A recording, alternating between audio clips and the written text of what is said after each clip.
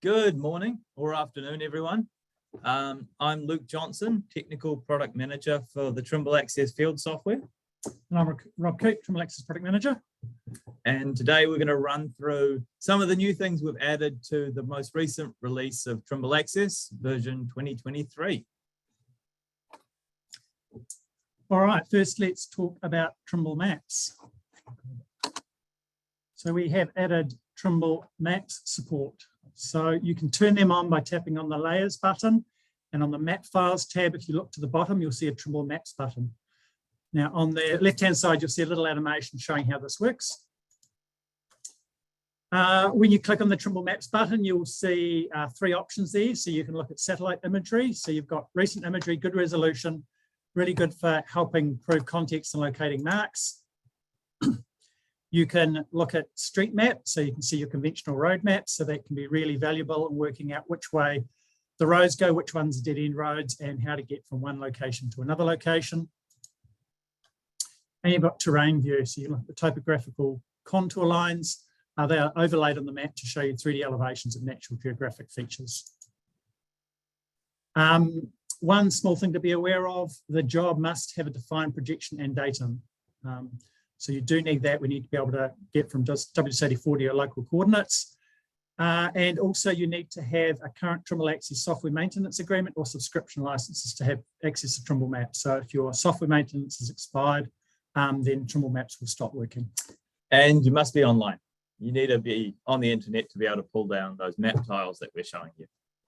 Yep, that's pretty much it. There is a little bit of caching going on, but only a small amount of caching. So we will reuse them for your location for a little bit, but as you move off, then you'll need to be online to download and get more maps. So the next thing we're going to talk about are some of the improvements we've made around the layer manager. So linking files and bringing them into the Trimble Access map. So the first thing you might notice is that button when we're in the layer manager. There used to be a button, a soft key there that said browse. We've changed that to add because the workflow that you're doing is actually adding files to your layer manager here. So now when you tap add, you get this lovely new file browser. So it looks a lot like what you might be used to on Windows.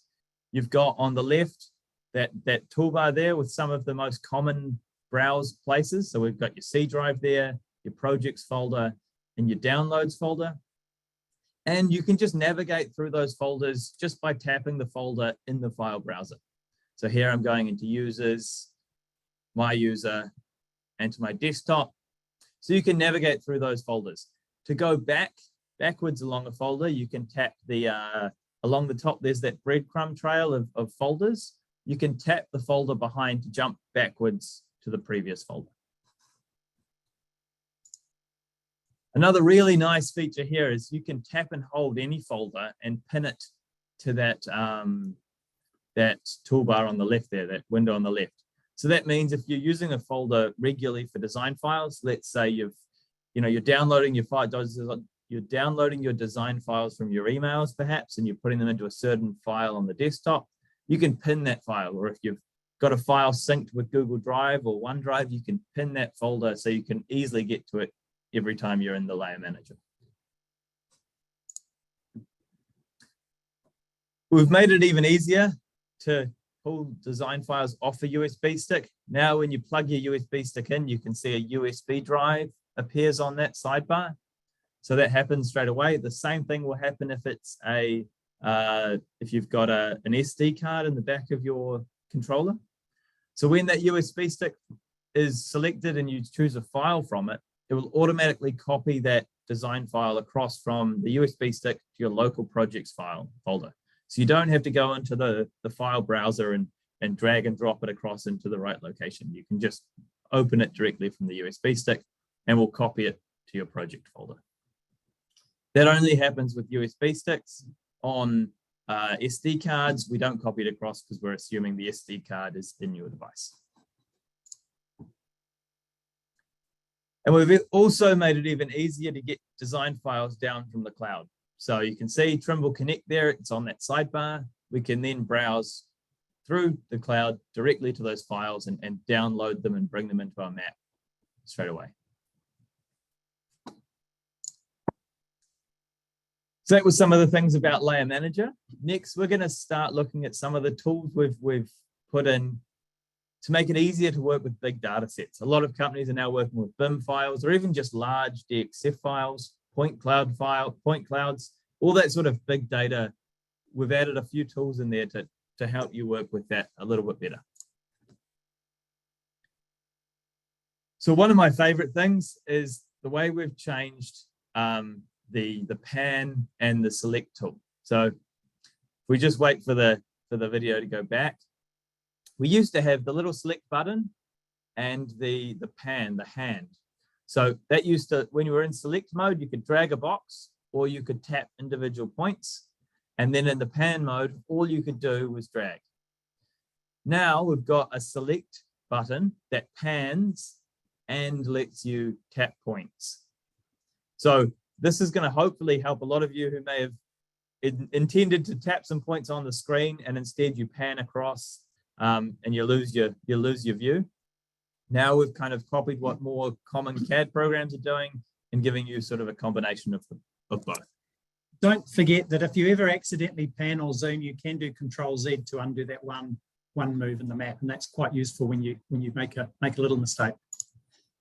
Yep. We've also, now to get to your rectangle select, there's a rectangle select button. You can tap that. You can, in this mode, you can tap points. It's kind of like the old select mode. You can tap points and drag select as well.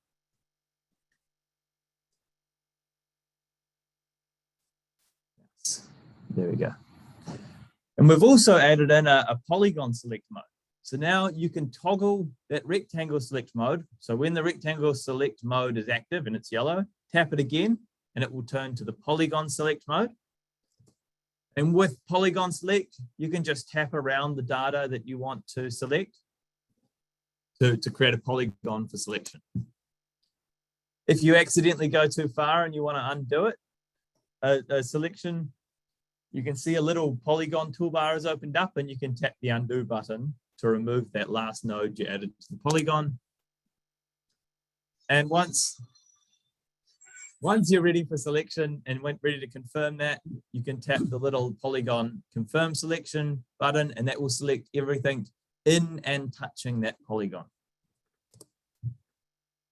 We also have I'm not sure what's happening there, a remove polygon clear selection button, which if you've decided to make it to do something else, you can clear your selection.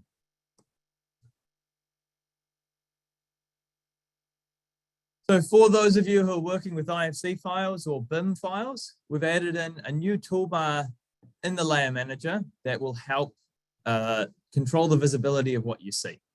So this toolbar is only available when you have auto update turned on and when you have a BIM file in the Map Files tab. So you can see that toolbar there, and there's a couple of buttons there. The top one we're showing there is the hide button. So as you select your BIM elements, you can tap that hide button to just remove them from the map. So it turns their visibility off. It then gives you a lot more control to zoom in and focus on what you're really interested in. We've also got an isolate button, so a show only button that lets you select an element that you might only be interested in and remove everything else. Again, if you make some mistakes, let's say you hit the wrong staircase and you needed to hide another one, we've got a couple of undo options. That top undo option undoes just the last action you did. So let's say I hit the wrong thing and I need to show it again, I can undo that. And then the bottom undo is a undo all filtering. So it removes all the filtering that you've done up to that point. One of my favorite things about this toolbar is it gives you a lot of control in seeing what layers things are on. So if I want to remove everything of a layer or isolate everything in a layer, let's say a columns layer, or in this case, a walls layer, I can hide one thing from that, one thing that I can hide one element that I want to hide, and then because it interacts with that layer manager, the map files, you can see when you hide it, what layer that element was on. And then you can go and hide the entire layer. So it's a really, it's a good way to use some of the interactions between the layer manager and this new show hide toolbar. Means you don't need to go to review. It means you don't need to select an element in the map, go to review, scroll down, find out what layer it's on, to then go into the tree view to hide that layer. You can actually tap on it, hide it, you'll see the status change, and then you can just switch it all off. So yeah, streamlines things a bit. It's really useful if you don't have nicely named layers like that there. Some of them don't make much sense. We've also sort of collated some of our transparency settings. So previously, we used to have our BIM model transparency under map settings, and our image transparency was sometimes in different locations, sometimes on the web map service page. So now we've collated that into a transparency form. You can get to that under the ellipsis menu on the map toolbar. Here you can slide the transparency of all your background, of all your imagery. So that's Trimble Maps, Web Map Services, JPEGs, PNGs, and TIFFs. You've also got control of the BIM model transparency. So here you can change between what sort of display you want to show, solid, wireframe, or both. And you have control of the transparency of that model. So that's a form that you can also favorite or function if you're changing that stuff often. When you slide the slider all the way to the left, we're not going to complete transparency. We're going down to about 10%. What we don't want you to do is hide it via transparency and then later on forget you've done that and not understand how you can switch it back on. So yeah, it doesn't go all the way down. So if you want to hide something completely, go into the layers and switch it off there. We've also added a new option in our surface inspection color scale, which is transparent. So what this lets you do is it lets you set a certain range to be invisible in the map. So here you can see there's that transparent option in the color bar. So I'm going to set the top, anything outside, in this case, of 20 mils is going to be transparent. And you can see here the difference that it makes in your surface inspections. On the left, that's how it was before, where everything outside of that tolerance went red, and it kind of clutters up the map. It doesn't look that pretty. You don't really want to export that as a report. On the right, you can see everything outside of 20 mil has disappeared. It's transparent. So you can really focus on what's important. It's not, covered by red. It makes it tidier. It also removes all of the obstructions that were on the road. So in the left, you can see there's a few red things on the road surface. There are cars going past and cyclists and people walking. With the one on the right, all those obstructions have been removed.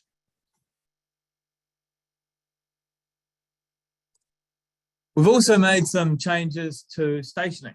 So some of these things have been there previously. We're just trying to make it a little bit more obvious to find them. So in both stake polyline and stake roads, next to the station field, we've changed the icon from a little arrow to a little stationing icon. And this will take you to, if you click that, it'll take you to the select station screen.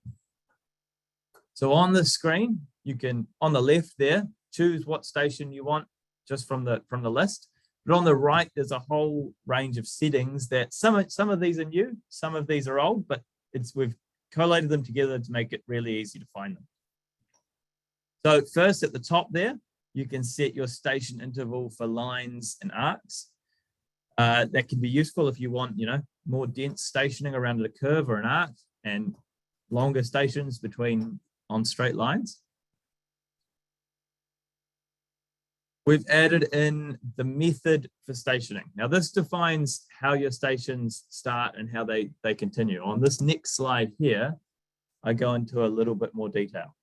So with the zero based, even if the road or polyline, the stationing starts at station 25, the stations are going to be defined zero based. So we're going to be putting stations, Trimble Access will be taking you to stations at 30, 40, 50. So as if the stationing started at 0.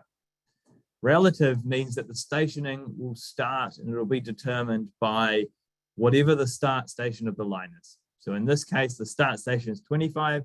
So the stationing is going to be 35, 45, 55. Building on from that, we've added in a new feature called auto increment. Now, what this will do is it'll automatically take you to start.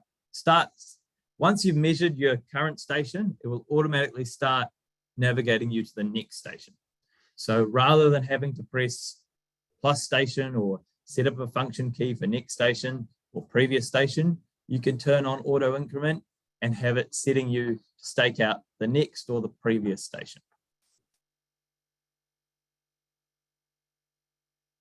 And down the bottom there, we have available stations.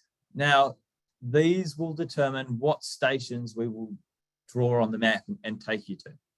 So we have those first ones, computed sections defined by station interval. Those are the ones that will be done by your station intervals that you write up earlier.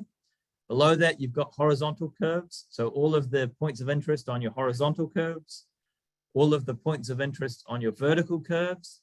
The one below that is template assignment. So if you've defined a road by a template, we can put a station at every one of those templates. And we've got some other points that are relative to super elevationing and widening that you might want to stake out. So you can turn these on and off. Sometimes you might find in your stationing list, there's far too many stations. This is a good place to come in and play with these settings to see if that simplifies your station. As you change the settings down that right-hand side, you will see the table on the left updated to show you the stations that will actually be displayed in the map and hit when you hit station plus, station minus. So you get that real-time feedback as you're changing controls on the right. You will see that list update on the left. Yeah. A good example is some road designs, for some reason, have template assignments about every 25 mil. That'll create hundreds and thousands of stations in there. You can come in here and turn them off at that point there, near available stations field. Cool. All right, I'm going to talk about a few other small improvements we've made. Now, this list we're providing here is not covering absolutely everything we've done. The release notes is the place to go to get everything, but we're covering some of the highlights here. So we've added a check backside auto return. This is something we've never done before. Interestingly enough, we've never really thought to do it. I know customers have asked us to do it until recently. And as soon as those requests came through, we thought, hey, that makes complete sense. Let's do it. So now when you check to your backside, if you've turned to your backside, then after closing the check backside form, we'll automatically turn back to where you were previously. So just one little way to streamline checking your backsides. We've improved our CSV importer, so now you can have configurable delimiters. So you've got options for comma, semicolon, colon, space, and tab. In the previous version, we improved the way we can display symbols in the map. So if you're feature coding and your FXL file defines symbols for all the things you've measured, then those symbols will be displayed in the Trimble Access map. What we hadn't done in that previous release was added the ability to export those symbols into DXF files from Trimble Access. So this is something we've added in this release now.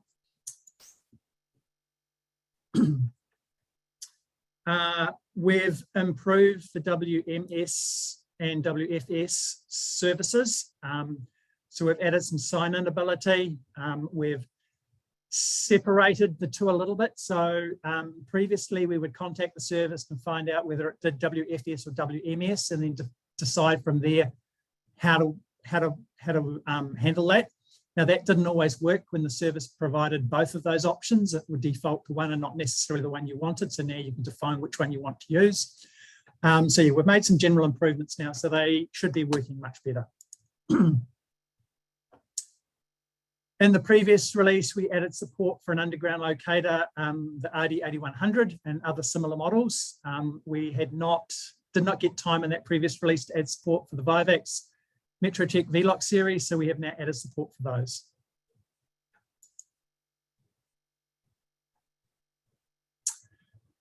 You want to talk about this one? I can. In roads, we've added a new stake to polylines method. So it looks slightly different to some of our other stakeout methods. You can see there's two different halves of that stakeout form. So what you're doing here is staking out essentially a point relative to two polylines. And you've got the deltas to both those polylines at the same time.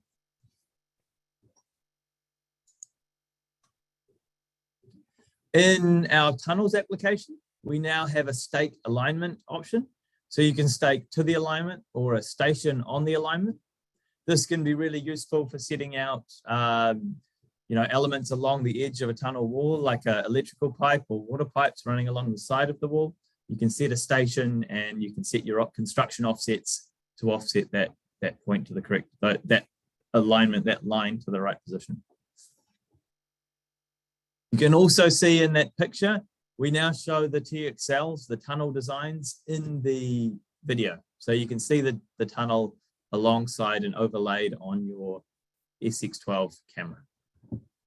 Now there are quite a few other things we've added to Trimble Access. You really want to go and check out the release notes, and you can find them on the Trimble Access help portal. I can talk about this. So the Trimble Access help portal, we've had this for a while. We've just done a bit of a revamp to make it provide easier access to everything. So so on the right hand side, I've got a screen snap of the help portal there. So let me just talk a little bit about it. So at the top, along the very top, you've got tabs that take you to sections of the help. Directly below that, you've got a search field, so you can type search into that and it will search the help content for you. Moving on down, you can see sections covering new or updated topics. We've got links to PDF guides. Moving further down, you can see that 2023 has been released and we have a link there to the release notes and videos. A little bit of information about the releases there as well. And then moving further down, we've got some links to more videos. So some of the highlights and additional resources down the bottom. So this is the place that you can access all the help content. This is the same help content that is installed on the controller, exactly the same content. And we've got PDF guides. We've also got links to support and download. So there's a wealth of information in here and it's really easy to use. The help is easy to copy and paste from. You can print from it. So yeah, really, really powerful, really, really useful.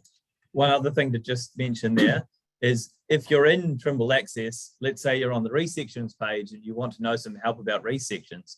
If from within Trimble Access you open the side menu and click help, it will actually take you to the correct place in the help. It's all linked. It's all context sensitive. So yeah, it'll take you to the right section. So it's a really useful resource, even if you're in the field. And we also have the Trimble Access and Survey Field Solutions community now. So we've had this for maybe a year. It's slowly been growing in usage. It's a really good place to ask questions and share best practices. It is designed for you to get help from other users. So it's about people collaborating, sharing best experiences, helping people with tricky questions. Every now and again, we will have Trimble experts in there answering questions. Sometimes the guys in support will go in there and answer questions. Sometimes Luke or I will answer questions, or other people on our team will sometimes answer questions if we have to. It's not intended to be the place you go to get support. So if you find a bug or something like that, the best way to get that resolved is go through your distributor who will contact Trimble support. But it's a really good place for peer-to-peer discussions and get help on how people are doing things and advice and stuff. And the last comment down the bottom there is it's a good place for us to share topics of interest too. So we will share useful information at times that we need to.